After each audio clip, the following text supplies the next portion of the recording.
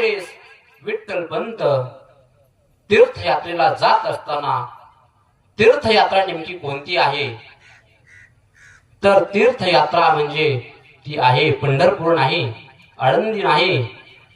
मग तीर्थयात्रा नेमकी कोणती ती आहे म्हणजे बालुका तीर्थ. त्यामध्ये दुसरं आहे गिरनार पर्वत आणि सप्तशृंगी माता.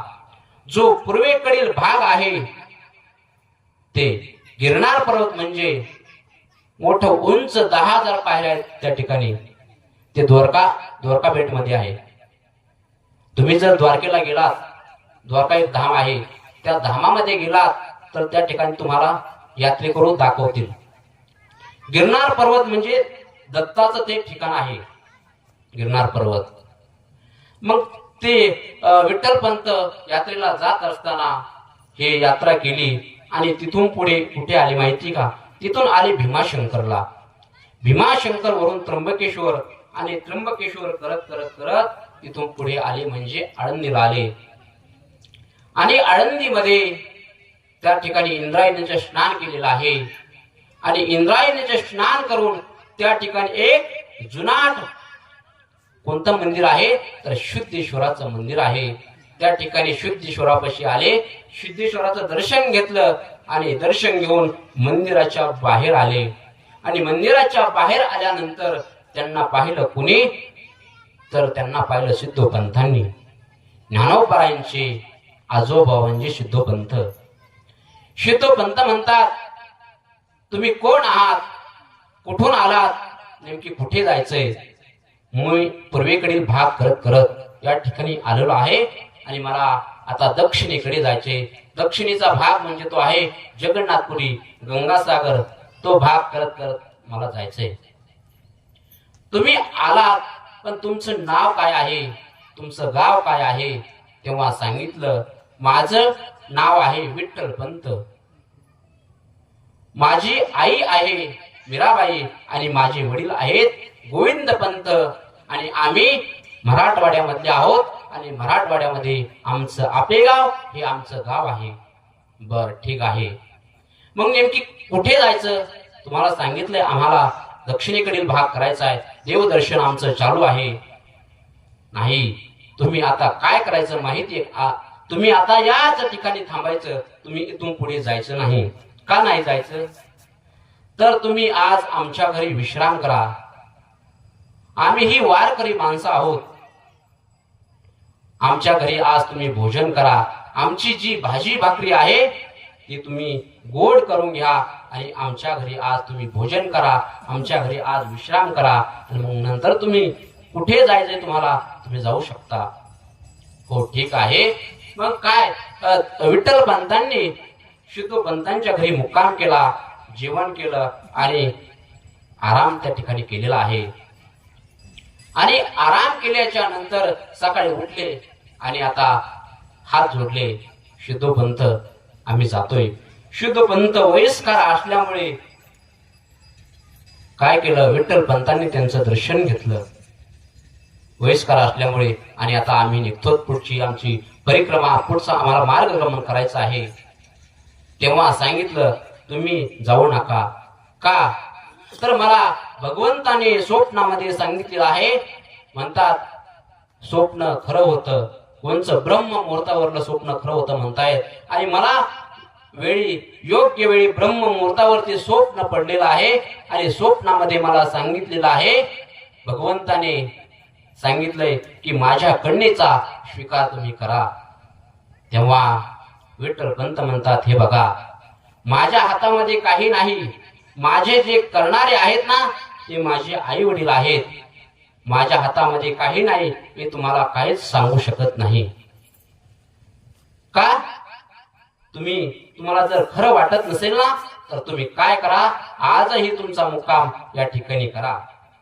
हो चालेल. मग त्यांनी दुसऱ्या दिवसाचाही मुक्काम त्या ठिकाणी केलेला आहे. आणि दुसऱ्या दिवशी डायरेक्ट कुणाच्या स्वप्नामध्ये सांगितलं तर विठ्ठलपंतांच्या स्वप्नामध्ये भगवान परमात्म्याने सांगितलं की विठ्ठलपंता काय करा, तुम्ही आज ज्या घरी मुक्कामाला आहात ना तर त्यांची कन्या तुम्हाला पत्नी म्हणून तिचा काय करा, तिचा स्वीकार करा. मग भगवंताची आज्ञा असल्यामुळे काही आज्ञा मोडता येणार. मग तिथून पुढे काही दिवस गेले, कालावधी निघून गेला आणि ठरल्याप्रमाणे त्यांचा विवाह सोहळा त्या ठिकाणी संपन्न झाला. त्यांचा लग्नाचा विधी त्या ठिकाणी झालेला आहे आणि सिद्धू पंतांची मुलगी विठ्ठल पंतांनी केलेली आहे. कन्येचा स्वीकार केला आणि स्वीकार केल्यानंतर मध्यंतरी काही दिवस निघून गेले आणि कुणी असेल तरी जमत नसतं, पती पत्नीमध्ये काहीतरी बोलणं होतच असतं. मग त्यांनी सांगितलं की विठ्ठल पंत त्यांच्या पत्नीला म्हणायचे, रुक्मिणी मातेला म्हणायचे, रुक्मिणी मी आता संन्यास घेऊ का, मी संन्यास घेऊ का, मला संन्यास घ्यायचा आहे, मी संन्यास घेणार आहे. रुक्मिणी माता वैतागल्या आणि राग राग म्हणल्या, तुम्हाला संन्यास घ्यायचा ना तर तुम्ही संन्यास घेऊन टाका. मग तिथून पुढे लगेच बॅग वगैरे भरली आणि तिथून पुढे लगेच विठ्ठल पंत पुढे गेले. तर विठ्ठल पंत हे काशी क्षेत्रामध्ये गेले. काशी क्षेत्रामध्ये त्या ठिकाणी कोण होतं, तर त्या ठिकाणी एक विद्वान रत्न, खूप अभ्यासू व्यक्तिमत्व, थोर साधू त्या ठिकाणी रामानंद स्वामी होते. रामानंद स्वामीकडे गेले आणि रामानंद स्वामीकडे त्यांनी काही विद्या त्या ठिकाणी काय केलेली आहे, ग्रहण केलेली आहे. वेदाच्या ऋचा, वेदाचे अभ्यास सर्व त्या ठिकाणी त्यांनी वेद संपन्न केलेला आहे. आणि योगायोगाने रामानंद स्वामी काही दिवसांनी कुठे आले, तर आळंदी क्षेत्रामध्ये आले. आपण आळंदी क्षेत्रामध्ये रुक्मिणी माता, जो आपण आज आळंदीला गेल्यानंतर जो सुवर्ण पिंपळ पाहतोय, जयाची द्वारे सोन्याचा पिंपळ, जो सुवर्ण पिंपळ पाहतोय ना, तर त्या सुवर्ण पिंपळाला रुक्मिणी माता काय करत होत्या, श्री विठ्ठल श्री विठ्ठल श्री विठ्ठल या जपाचा नामघोष करत करत त्या सुवर्ण पिंपळाला प्रदक्षिणा घालत होत्या. आणि प्रदक्षिणा घालत असताना त्या ठिकाणी रामानंद स्वामी आले आणि रामानंद स्वामीही त्या ठिकाणी प्रदक्षिणा घालू लागले.